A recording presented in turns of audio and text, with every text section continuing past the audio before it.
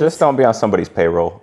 Like if you're on somebody's payroll and you're getting flued out, you're in a compromising situation. Ooh. That's all I'm getting at. So you don't think that there's a scenario where a man is generous without the expectation of sex? If I am now your provider, I am your husband. Thus, I'm expecting husband. Is that not what you're doing every time you go on a date and he pays? Is he not? That's not is he the not same. Acting as a provider? Me flying you out versus buying you dinner is different level. That's why you don't travel with people that aren't your wife. When I'm not paying for another woman to go anywhere. Not even my mom. I'm not paying for my mom to travel with us. So how am I paying for a woman that's not my wife? That's crazy. Okay. Unless I'm expecting wifely outputs. Oh. Hey everybody, it's Bindi Mark and I am back with another video, but before we begin, I am pleased to announce that The Modest Fitting has officially launched, a women's clothing boutique offering skirts and dresses that embody modesty, femininity, and beauty. To learn more about dresses like this one and others available for purchase, head over to themodestfitting.com. But without further ado, let's begin. All right, we're back with another installment of Please Advise. I'm Bindi Mark. I'm Cam. All right, let's start. So the question that we had submitted from one of our viewers is, so the question is, should Christians date? I have found myself recently aware of the fact that the Bible does not speak of or instruct dating, but for the man to leave the home and seek a wife. This is in Matthew 19:5. I see many Christians together for years and dating. I have the view that if a man of God is pursuing marriage with a woman, he will do so intentionally, asking the needed questions, meeting her father, etc., and that this will not take beyond a year to know where his mind is with her and the woman with him, and the woman with him if she is also serious about pursuing a union. Essentially, I believe Christian men should court a woman, not date her. I mean, I am against young women seeking experiences with a man who is not her husband. No sexual or sensual intimacy of any kind is a given no-no for all children of God. But I mean, when many women of the world, but also many Christian women are traveling, trying new things, and exploring life with men who are not who they will spend the rest of their lives with. I feel this is dangerous and leaves less for you and your husband to build together and mold around one another. I believe in young marriage and think that our eyes trained on all that is good, pure, and Christ-like, we should preserve and shelter ourselves for our husband. We can explore and have God-honoring fun with friends, but leave the experiences with that of a man till after marriage. I feel this may come off without grace, but it is not my intention, for I needed to be saved and by Christ also, etc., etc. So we'll start with the first question, which is, should Christians date? And essentially her proposition is that she feels like it should be intentional courtship, taking no more than a year. What's your takes on that from a man's perspective? I mean, you know my thought on this, but I'm just very practical about biblical things. There is no concept of dating in the Bible. There is betrothal in the Bible, which is like a couple of families have gotten together. It's essentially a prolonged engagement with the intention of marriage at the end. But there is no I'm gonna go into this dating pool and just date random people until I figure out and find a husband or a wife. I think that idea and that general concept of dating has really downgraded the idea of even marriage and things, where it's you go into this idea of I'm gonna date and just play around with all these different things with no actual intention of a serious relationship, when the only reason you should be doing that is for a serious relationship. Mm-hmm. So it degrades everything, and then you even get these weird situations where are you dating for fun? Are you dating for serious relationship? Mm-hmm, that doesn't even make any sense, mm-hmm, right? Mm-hmm. It's the only outcome of a relationship should be a marriage. Mm-hmm. So from my perspective, I didn't date personally. We got married, 6 months after we started dating. I asked her to be my girlfriend. 3 months later, we were engaged. 3 months later, we were married, right? So that wasn't, I wouldn't say it's a normal thing in our culture, but I don't think it's abnormal by biblical standards whatsoever. I think I was always I believe similar to what she believed. I'm not going to be dating because the only thing, it not only I feel both sensually and sexually, she was saying that's reserved for the woman I'm going to marry, not for dating or just any intimate relationship, sensual or sexual. She's getting at. She's later on. Well, we're answering this question. My personal take was I don't think having a serious relationship is something that I wanted to do, because it's I was reserving that for the person that was going to be my wife anyway. Mm-hmm. So It feels like it's just wrong. And so I was like, I'm not going to do this, you know? So at the end of the day, I think Christians, if you're going to date, I think it's not the same type of dating that you're seeing in the world. It should just be like, hey, you're meeting another person, trying to see if they're also equally yoked as you. Yeah. You're having serious discussions about like what a marriage would look like, blah, blah. And then you're either on the same page or not. Like when we started dating, we were very clear within the first like couple of weeks that we were trying to get married. It wasn't a huge, like prolonged thing and dragging along and doing whatever, you know. It's like I don't personally understand the concept of dating, so it's hard for me to really talk about. So I think that this is like a subject that can be not necessarily tricky to traverse as long as you are clear within yourself. I don't personally validate or acknowledge the standing of a boyfriend or a girlfriend because I think it's fake. Like, I think it's something that we just make up. If you are not married, you are single. If he's not your husband, y'all are friends. That I think can very easily transition into just fornication. Because as Cameron was stating before, the only thing that we see that exists outside of marriage, biblically speaking, is betrothal. And betrothal was binding such that if you broke off a betrothal, you had to get a legal divorce. Yep. And the time between betrothal and marriage was just long enough for a man to prepare a home to receive his wife. Like, it was just to give the guy some time to get ready to bring a woman home. And so we don't have anything equivalent to that in our modern day society. Even engagements are nowhere near what a betrothal was. So biblically speaking, I don't think that there's a precedent for dating. But if I go as far to say I don't think Christians should be dating, how on earth are you supposed to find someone that you're going to marry? So I'm like, on the one hand, no, we're not going to embrace the world's notion of dating. But at the same time, there is this Christian extreme where people will say, I'm not dating. I'm not going to kiss anyone. I'm not even going to hold hands with anyone. Like, I'm not saying that you should kiss people, but what I'm saying is that's part of that mantra where they're like, they're not going to do it. And I'm like, how do you find someone? Like, are you even allowed to have a conversation? So I'm like, at some point, even if you are, there's another content creator named Janice Hilton. She says, dating is for data.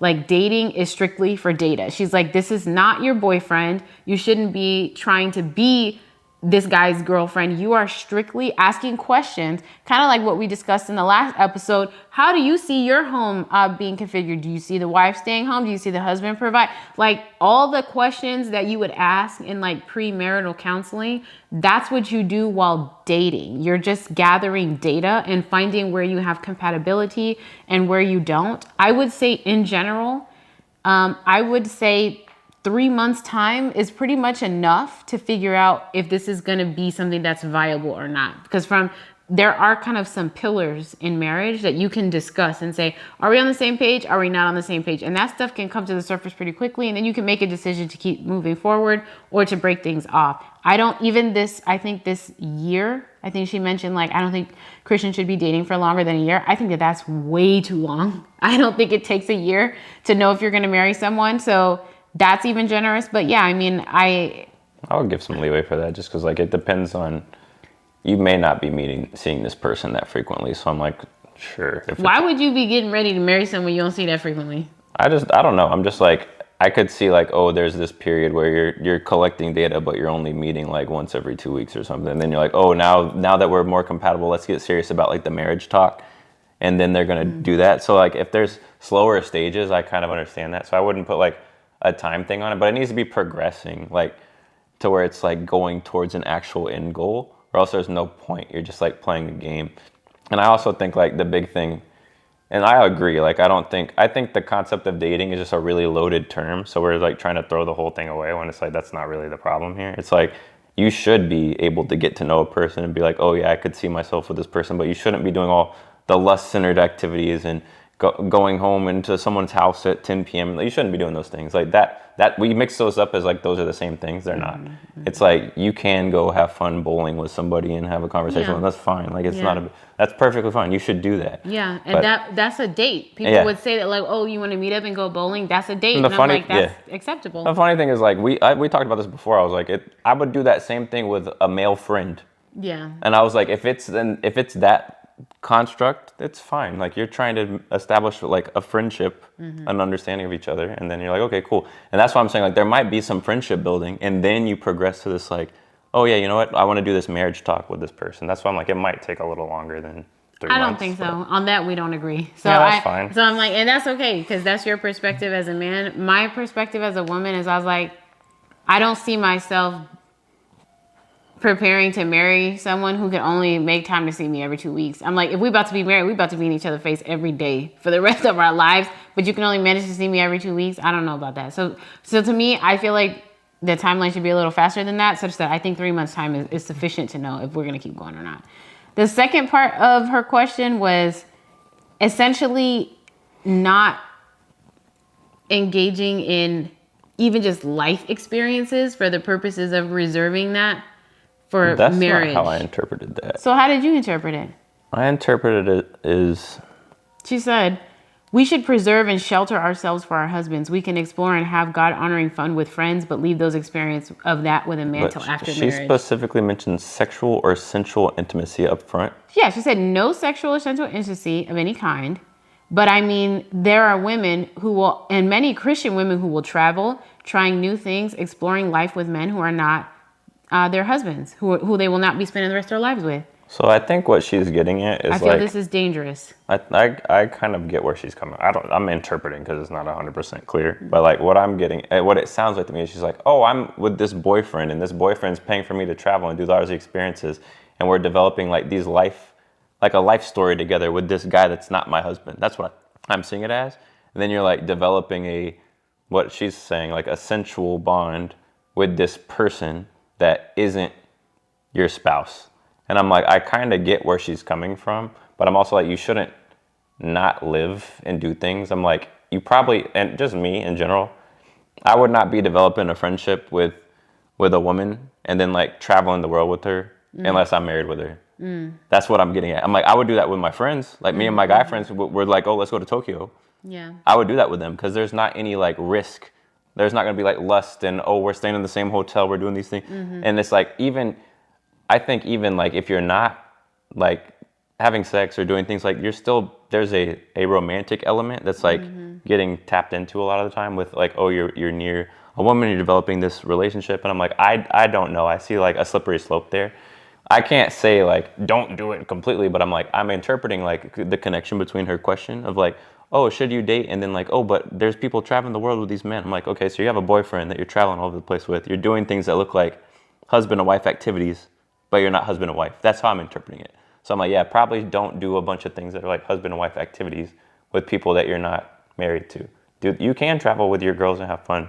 Do that. That's cool. And there's not risk in that. It's like, that's fine. I'm not a person that is like, let me put myself in a potentially simple situation and then be like, oh, what's going on after the fact? I will not be doing that. So when I first read the second half of the question, I was like, ooh, this feels bordering pharisaical to me. What about? Because it feels like adding to the law. Like, oh, I see what you mean. You're called to not fornicate. It didn't say like, okay, and also, and then and I'm not saying that you're doing this because you're asking the question, you're not asserting. But I'm like, but this is reflective of a mindset of a much broader group of people. Sure. That will say like, so that I will not fornicate, I'm not going to do this. I'm not going to do that. It's the same thing where it's like, we're not going to date. We're not going to hug. We're not going to hold hands. Like, and I'm like, I think that there's a way it can just get out of control. I'm like, the bottom line is like the cutoff is do not be having sex with people that you're not married to. Right. And don't put yourself in a situation where you could have sex with someone you're not married to. That's what I read that as. And, But I'm like, to me, that doesn't necessarily mean that because what she said was, oh, like, she essentially is saying that she doesn't want to have experiences. Just any life experience. Yeah, like as a way of like, I'm preserving even having new and exciting that- experiences with my husband. And I'm like, I just don't know that that's what the Bible says. that like, doesn't make if sense. you want to do that, cool. But I would say don't impose that on other people because I don't you know can that do that's that. what the Bible says. And then number two, how do you know that you're gonna get married? My entire I'm like, how can you like put so much in a basket that may never be served to you? Yeah, you don't know. I didn't read it the way you're reading it. I read it more like she just talked about boyfriends. Now I'm interpreting she's talking about traveling around with boyfriends. But you're saying like she's just saying I can't do anything. I'm like, if that's the case, that doesn't make any sense. I was seeing it more as like there's people that are getting into situations where it looks like they could slip up and be stuck in a boyfriend relationship forever. That's what it looked like to me. And I'm in agreement with that. If y'all are traveling and it's just the guys for you to have sex overseas, that's like, exactly what I read. Don't do that. So but I'm like, based on the way that the questions that she's asking, Sure, I don't believe this is the guys for sex overseas. Okay. I feel like she's literally saying, I don't want to have experiences. You can do that. And I'm like, I mean, girl, go ahead. But I don't know. I'm like, I could see, like, let's say you're a young professional. You're graduated from college. You got a good job. You're still in touch with your colleagues that you went to school with. And all of y'all are balling. And a group of like 9 people, men and women, are like, let's go to Europe. You're going to be like, no? You know what I'm saying? Yeah, I think I'm that's like, fine. I would go. I was going to make an extreme here because I think like people tend to push things extreme one way. So I was going to say an extreme the other way. I'm thinking like, what if you said this exact same situation where it's like, oh, I'm going on a mission trip with people from my church. That's essentially the same thing. But because we're now putting it under a mission trip, you'll be like, oh, it's fine. But it's the same thing. It's like you I was reading this as if like it's a one-on-one, a woman and man flying somewhere, going all, and because she specifically says doing something with men. So I was like, oh, it's that boyfriend she's talking. That's the way I interpreted it. I would need more information from her to understand exactly what's going on. She says that. I'll read it one more time. Okay.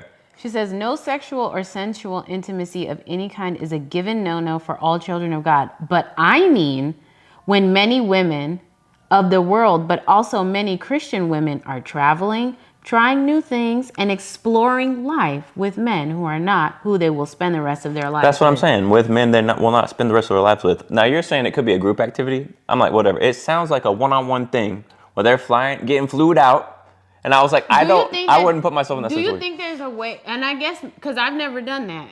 Right. I've never done that. The only time I've traveled with a man is with you. And so, but I'm like, do you think that's because, I'm like, I try to think about the fact that we got married at like 21 and 22. We ain't had no money. What if we got married at like 35 when we're like well into our careers? We're like, going to the Caribbean is like I'm not traveling. Here's my whole situation where we just go to the Caribbean because we're balling like that. Could you see a scenario where you may be courting a woman and you pay for her to have her own hotel room Ain't no way. She has her own hotel room? Ain't no way. I mean, yeah, and you have your own hotel room. There's no way. No? That's even the whole idea of getting flued out. No, I'm like, when you get flued out, y'all in the same room. No, it doesn't make a difference to me. I'm like, you're on my dime. You're like, there's this thing in dating culture, and this is what this sounds like to me, where it's like, if you paying, you're expecting sex in return. What if the expectation that, no, I'm not trying to have sex with you. I'm trying to people travel. say whatever, and I'm just like, I'm assuming good intentions. Sure. I don't assume good intentions, which is why I'm like, I don't see this working. I'm like, this just looks, that's what I'm trying to express. And that's what I'm saying is, but I'm like, if the separate rooms, still no? I still, no. Because I'm like, you could still just end up in the same room. So I'm like, why are you getting flued out when we could just go to Applebee's? Oh, we're both balling. Okay, cool. We can go to a restaurant down the street. Okay. And then you can go to your house, and I can go to my house. No, here's the thing. And whenever we get married, now you on the travel budget. I'm not about to fly you out. You crazy. Well, some people do that. That's why I'm like, and I'm you like, say that they do that for sex. Exactly. But I'm a man, so I'm like, I know. I'm like, that's the difference here. I'm like, people don't just be paying.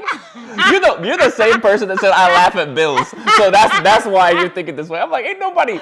I'm somebody that would not be like intentions like that, but I'm like, I know men. That's what they do. That's the expectation. If they selling out that kind of cash, I saw a TikTok. Investment. I saw a TikTok the other day where a dude was like, I bought you Wendy's, and he's like, where's my sex? That's why I'm like, this is not working. I bought you Wendy's, and you're gonna be like, oh, you flew me out, bought me a separate room. Separate room's $1,000. Ooh, child. Are you crazy? I was like, there's no. That's why I'm like, I get where she's coming from. You get what she's talking about. 100%. In my mind, I'm like, it's a group. It's a group. If it's not, it doesn't read like a group. That's why I was like, so it's not a group. So she's saying one-on-one private traveling. Yeah, you getting flued out. Okay, she said she essentially said, people is getting flued out. Should they be getting flued out? I'm saying no. No, you should not be getting flued out. So I agree in that. The Bible does say don't fornicate. And for those of y'all who don't know biblical speak, fornication is sex between two unmarried people. Right. And the Bible is clear, like, do not have sex if you're not married. And I would say, and don't put yourself in a position where you can have sex when you're married. And getting flued out is one of those positions. One of those positions. Exactly. I would say, I think the thing that threw me is she was like, and don't have life experiences, shelter yourself for your husband. I'm like, girl, what is you talking about? She's trying to not say, she's like, what's the word? Euphemism. Is it life experiences? Is it euphemism? No, it is not, baby. So. No, it's not. I think so. No, the whole paragraph is reading like, I'm getting flued out. And she says sexual and sensual intimacy. She said no sexual and sensual intimacy of any kind is a given. But I mean, so she's clarifying. She's not talking about sex. I don't think you're reading the whole But thing. I mean, when many women of the world and many Christian women travel, trying new things, getting flued out. You can replace that with getting flued out. Getting flued out. Exactly. With men getting flued out with a man trying new things. That's exactly the problem. It's either one man or multiple men that one woman is getting flued out to see. And then the rest of this is in context of being flued out. No, I believe young men. Okay, and our eyes trained on all that is good and pure. We should preserve and shelter ourselves for our husbands. Instead of being flued out. That's what she's saying. That's what I was like. But if she meant sex, she would just say save ourselves sexually for our husband. I think that's what she means by preserve. I don't think that's what she means. I think she means all life experiences. Okay, well, we can debate. Whoever wrote this, you need to send me an email and say. I feel like she means sex is a given, but she's adding to it and saying, in addition to abstaining from sex, I think you need to abstain from all of life. I don't think that's true. That ain't nothing it. So this is the thing. Whoever wrote this, leave a comment, say flued out or not flued out, and then we understand what's going on. But I think we both are agreeing, do not get flued out. Yeah, don't get flued out. You can go have experiences. It's not a good idea. Probably if you're going and doing something, go with the group. Yes, I believe that group travel is acceptable. I think that's acceptable. Don't be getting flued out. Yeah. Especially if you're traveling with people who have similar values as you and can be accountability members so that you are accountability partners so that you're not, But yeah, so you're not getting flued out. So you're not with the group. There's group flued out too. You can get flued out with the group. Oh, okay. But so anyway, so what's our consensus? Our consensus on the first question is, I think we came to terms with the dating. I think neither one of us really. Well, we didn't actually, because you said it could take longer, and I'm like, girl, 3 months. I'm not saying it should be forever. I understood the year. I was like, okay, if like the beginning phase is taking a little bit of time, like, oh, you started talking, and then maybe you didn't. I was saying every 2 weeks at the beginning, then you're like, oh, we're actually interested in continuing this. Now that takes 3 months. That right there could have been a 6-month window. The whole thing take 3 months to me. I'm just like, I'm understanding the timeline because I have a job. I understand that it takes time. I have to work late. How many women are you talking to though? If you can only see me every 2 weeks, how many women you got in rotation? It depends on how many I'm getting flued out because that's what the other thing was. I'm not even thinking about other women. I'm just like, I have demands at work where I'm like, I just had to be here. When we were dating, we were in contact almost every day. That's because we lived in the same dorm room. This is not the same. I was overseas. Oh, you're talking about then? Yes. Yeah. That's because you got flued out by your internship. I did not get flued out. I had a job over there. Don't let him lie to you. You got flued out by your internship. Stop lying. Internship flued you out. I was overseas, and we were in contact every day, and that's what different, I'm saying. Though. I'm not. But it's not, baby. That's what I'm saying. Is I'm like, if someone is actually interested in you. The difference is you and I already somewhat knew each other. So I'm like, that original friendship building, understanding, that takes time. Baby, we was going to be doing that anyway. And that's what I'm saying is I'm like, if someone is actually interested in you, they're not going to be contacting you every 2 weeks. If someone's really interested in you, apparently going to buy you a flight, a separate room. They going to get, we bottling overseas. Okay. Okay, so I don't believe in boyfriend and girlfriend. Yeah, I don't think it's real. All of these fake relationship steps. I think that dating is for data, as Janice says. And you should be expediting getting to the marriage. It should be. That's what we agree. And every time y'all meet, y'all can be cordial and cute and all that, but it should almost be like a business meeting. Like, what is on the agenda? Because then otherwise, that's how women end up getting married to men, and then it's like, oh, he want me to be a housewife. I'm not trying to be no housewife. I'm like, girl, you didn't gather the data. I see 2 phases, or maybe 3 phases. I see a phase of like, do I even like this person as a person, like the personality? That shouldn't take that long, but I'm like, maybe 2 or 3 meetings. Then it's like, okay, now that I understand that I like this person's personality, I'm gonna start gathering data about their thought processes and things like that. And then there's a 3rd phase of like, now I'm actually courting the marriage piece. That's why I was like, this is actually, in my head, it's very methodical. And I'm like, that might take 2 months each, 3 months each, whatever. But it should not be taking 2 years, 3. It should not. For me, like, the whole process take 3 months. Okay. Okay. For you was flew out in Korea. You didn't have nothing else to do. You couldn't talk to a single person. There was no one that knew English. I was up at 3 a.m. playing Xbox. This is like an uncanny situation. That whole process took 3 months for us. Don't let her do this to you. Don't let her do this. Not a single person spoke English. 3 months. Jokes aside, I really think that you can know whether someone is a viable marriage option after 3 months. Yeah, that makes, yes, and then if you need the additional 3 months to be like, okay, are we gonna get married? Yeah. That okay, makes fine, sense. we'll do that. But for you to still be like, oh, we talking, and it's been 6 months, like. But you're saying the same thing that I'm saying. I was just like, there's phases to like the actual marriage. I was like, it shouldn't take that long. But yeah, that makes sense. And so then the second part is essentially like, no sex, obviously, but no life experiences. Just don't be on somebody's payroll. Like if you're on somebody's payroll and you're getting flued out, you're in a compromising situation. Ooh. That's all I'm getting at. So you don't think that there's a scenario where a man is generous without the expectation of sex? If I am now your provider, I am your husband. Thus, I'm expecting husband. Is that not what you're doing every time you go on a date and he pays? Is he not? That's not Is he the not same. acting as a provider? Me flying you out versus buying you dinner is different level. That's why you don't travel with people that aren't your wife. When I'm not paying for another woman to go anywhere. Not even my mom. I'm not paying for my mom to travel with us. So how am I paying for a woman that's not my wife? That's crazy. Okay. Unless I'm expecting wifely outputs. Ooh. Y'all heard the question. Please leave your feedback and comments in the comment section below. The first one being, do you think that Christians should date? And if not, explain why.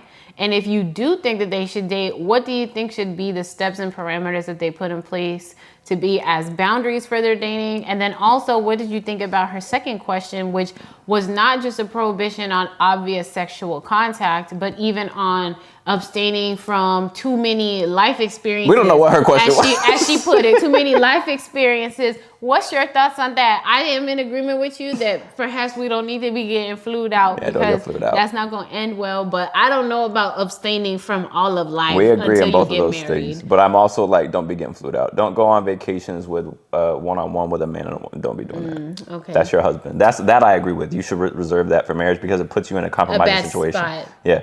Even if you paid for your flight, it still puts you in a weird situation. Yeah. So I'm like, I will not be doing that. Actually, I think about our daughters. I'm like, I would never. No, exactly. Yeah. That's why I'm like, I'm over here like, this is about being flued out. Yeah. It just is. And if it's not, if it's not, leave it in the comment below. Right. Okay. I might be crazy. So I'm like, you guys could debate it below. Okay. Thank you for tuning in. We'll see y'all next time. We're about to get flued out for real. So we're out here. Yes.